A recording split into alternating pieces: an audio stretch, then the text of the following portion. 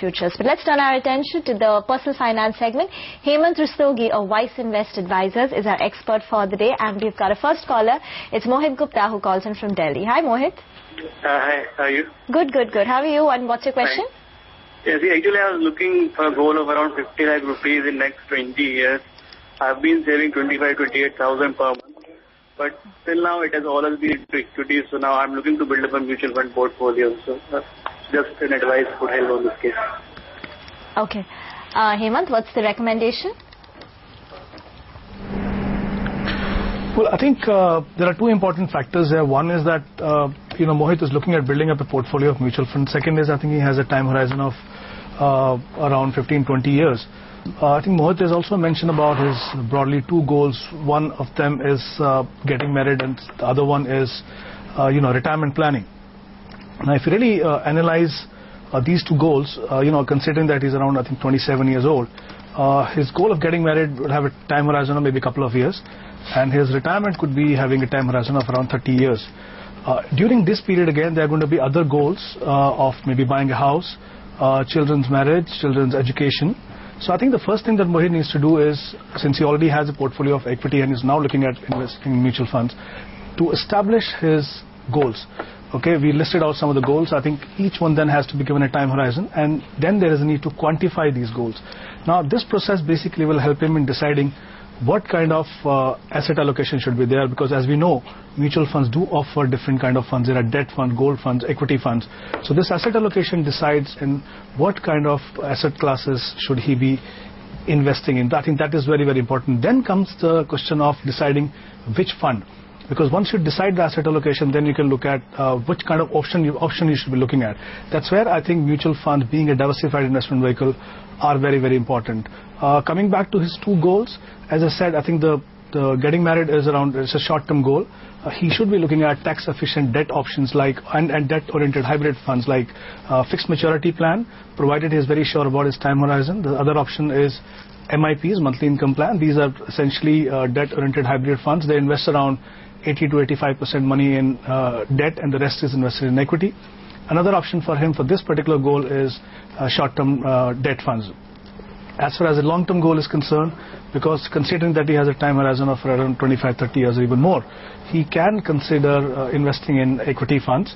The key, of course, will be that if he invests continuously on a regular basis, I think that will help him in terms of averaging. So I think this is the kind of strategy that he needs to adopt to achieve his goals. Okay, I take your point about the other elaborate number crunching that he has to do. But would you want to leave him also with some specific names in terms of the two fund categories that you mentioned? Oh yes, sure, Lata. As far as short-term debt fund is concerned, you can look at Birla Sun Life Dynamic Bond Fund. In terms of MIPs, you can consider HDFC MIP long-term or Reliance MIP. FMPs are a product, basically these are essentially closed-ended funds, and mutual funds keep launching from time to time for different durations. So it's difficult to tell a name at this stage. As far as equity funds are concerned, I think here again, my advice would be that the core of the equity portfolio should be a well-diversified fund. I don't know what kind of holdings he has in the equity portfolio, but for mutual fund, definitely I will recommend that he should look at well-diversified fund.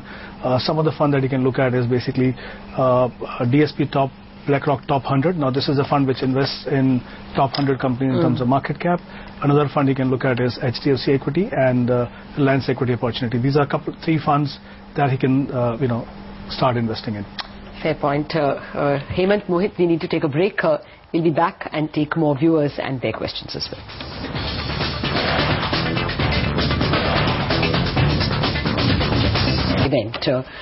Let's shift focus then to personal finance. Okay, Mr. Mishra, M. Mishra from Bhubaneswar joins us. Go ahead, Mr. Mishra. What is your question?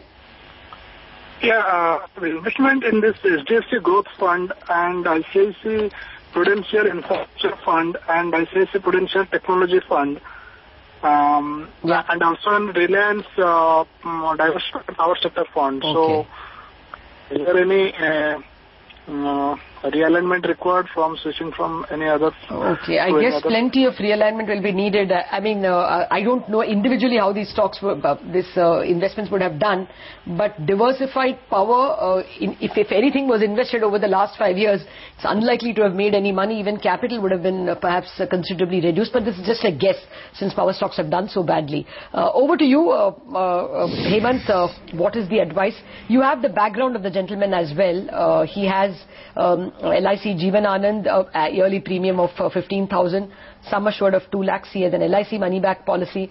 None of them are term policies, I can see. 38 years old and is in professional service. Go ahead, Hemant. Well, I think there is definitely a need to change the investment strategy here. As I mentioned earlier in the show, that every investor who's looking to build up a corpus over a period of time need to ensure that the core of the portfolio should be well-diversified fund. It doesn't mean that the sector fund, thematic fund, or these exotic funds do not have a place in the portfolio. Yes, definitely there is a place for these funds in the portfolio, but not for someone who is beginning to invest, who's investing smaller contribution over a period of time. One can look at these funds maybe a little later. As far as this portfolio is concerned, I think the portfolio is completely dominated by thematic and sector funds, so there's definitely need to change that.